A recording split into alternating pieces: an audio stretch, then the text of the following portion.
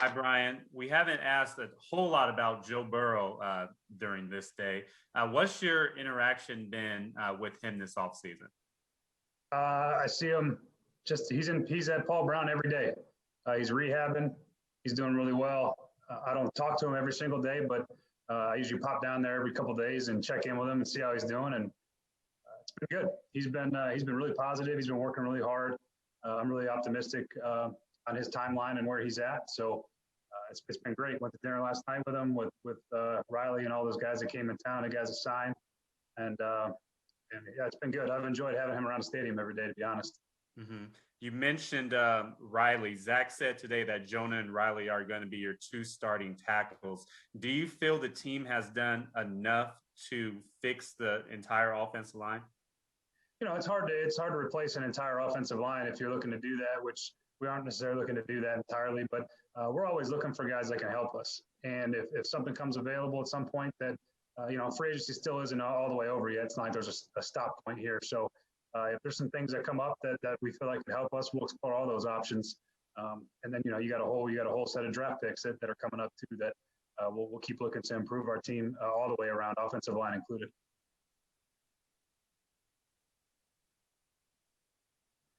Ryan, a couple of guys that we had in here were talking about that dinner last night and about even, I think, used the word about the aura of Joe Burrow and watching him in the room. What's that like for you to kind of watch him kind of be the face of, I don't know, the recruitment pitch or just kind of that guy in that type of a situation? I think that other people are seeing all the things that we get to see all the time, and the guys on our team get to see every day. And we believe in him from top to bottom. Everything that he's done so far, everything that he's earned at this point has been, impactful. And I think the guys see that, they feel that. He's an ultimate competitor. He played well this season. Guys around the league took notice of it. Obviously, his reputation preceded him from that time that, what he did at LSU, the whole world was watching them. So he's got a reputation, and guys respect the way he plays the game. And then on top of that, he carries himself like a starting quarterback in the NFL that's going to go do a bunch of great things in his career would carry himself. And so everybody feels that and they see that. And it's fun to see guys react to him that way. It's the way that I've always felt about him from the minute I met him. So I think it's probably going to be a common theme as guys get to know him more and more, and he continues to play better and better. What can change just about the offense in general when you have a tackle like Riley Reiff? Riley, I was with Riley in Detroit, and he was a really, really a very good player for us. He left for agencies to Minnesota, and he's toughness. He's got great toughness. He's athletic. He does some really good things in the run game and in pass pro. And so to be able to have a guy like that on that side is going to help us get the whole run game better, because that's one of the things that has to improve all the way around for us to win more games. Is we got to be better in the run game, and we're doing a lot of things to try to make that happen. And so Riley's going to be a big part of that. He's physical at the point of attack. He's got the athleticism to climb to the second level and get on linebackers and stay on them. And so most of our run schemes will be very beneficial to his skill set. So I'm excited to get him out there. Brian, how much did your relationship with Riley benefit you? You think while you were courting him or looking at him in free agency? There's probably to some degree maybe a small amount. Obviously, money always talks in free agency, but I do think guys are looking for a fit. All free agents are looking for a fit outside of just the money, a place that they feel like they can play well and succeed and enjoy being able to win games. And I think a lot of guys feel what we're doing here is headed the right way, and we're doing a lot of really good things. We have good people in our building. We have good guys in our locker room.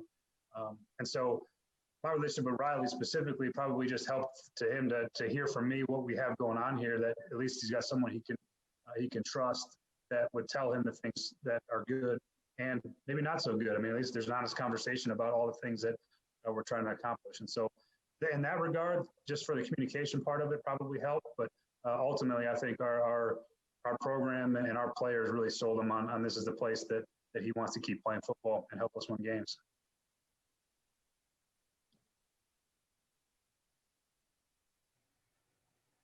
Any more questions? I have one more.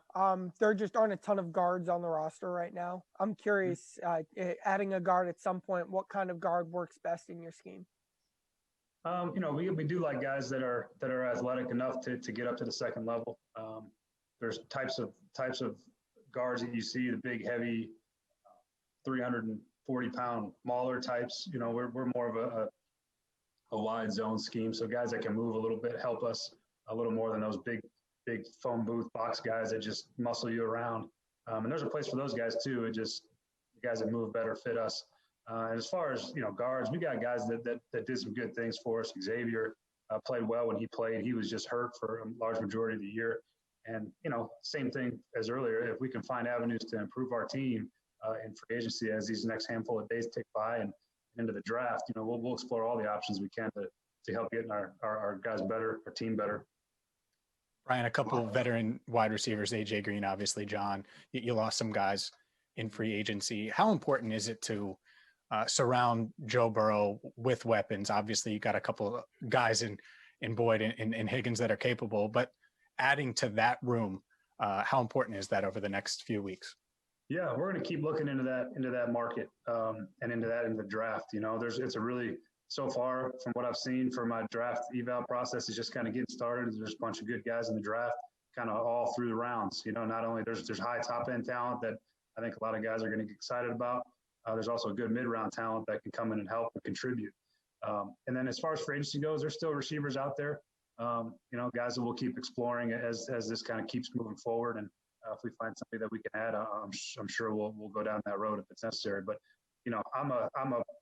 I'm a quarterback at heart and a pass game fan. So the more guys that can catch footballs and help your offense score touchdowns, I'm all in favor of. Brian, about 5 years ago, nobody ever expected a rookie wide receiver to come in and contribute. But the way the college game has evolved, can you get a guy right now in a draft somewhere that can come in and play 700 snaps and be competent? Oh yeah, I mean the way that the quarterbacks and the receivers have gone because of the way these guys all they do is throw the football in college. They all play on these 7-on-7 teams. There's a proliferation of the pass game that starts at a young age for all these players, and the receivers are part of that. You see it with the quarterbacks as well, but you get a chance. These guys are really pretty experienced and polished by the time they get here. I mean, look at T. Higgins, a guy that comes in as a rookie and produces the way he produced. I think is significant, and I think there's a lot of guys like that. As you look over the last handful of years, probably 4 or 5 years, these classes have been really deep, and there's been guys that have been really productive for their teams. And so it is not at all out of the question for a rookie receiver to come in right away and play. It's probably the position that takes the least amount of getting used to in the NFL because these guys run routes against good players. They run against corners. They're trained well. They've done it for a long time. Their learning curve is not as steep at receiver as it is for, say, offensive line or tight end. Those guys on offense and quarterback for that matter too. So it's probably the easiest plug-and-play position that you have as far as young players go. They can come in and rely on their skill set to go be productive. Brian, first off, thank you for advocating for the way football God intended it to be played. Secondly, what do you remember about Kenny Golladay during your time in Detroit, and what were your impressions about him back then? He was a young kid then. We had just drafted him in the 3rd round out of Northern Illinois, and we had expectations for him to be productive. And over his career, I left after that 17 season, but over his last couple of years there, obviously he's I would say exceeded what our expectations would have been when we were there originally. We thought he was going to be a big, strong receiver, and his production jumped quite a bit as he matured and played. And so he's had a nice start of his career, and he was really I really enjoyed having him when I was there in Detroit. And he's a fine receiver, and I think he's out there in the world somewhere trying to decide what his future holds. And so wish him the best of luck. Brian, this might be a tough hypothetical, but Riley Reiff said he'll play anywhere, guard included. If you were to take a tackle, 5th overall, does it typically make more sense to keep that rookie at that spot or to break him in at guard before eventually moving him out to tackle? Yeah, I think it all depends on where that player fits. and what the type of, the body type, the projection. Is he going to be a tackle full time? Is he a tackle that's going to be a guard? And if he's a tackle, can he play both sides? Is he able to play left and right?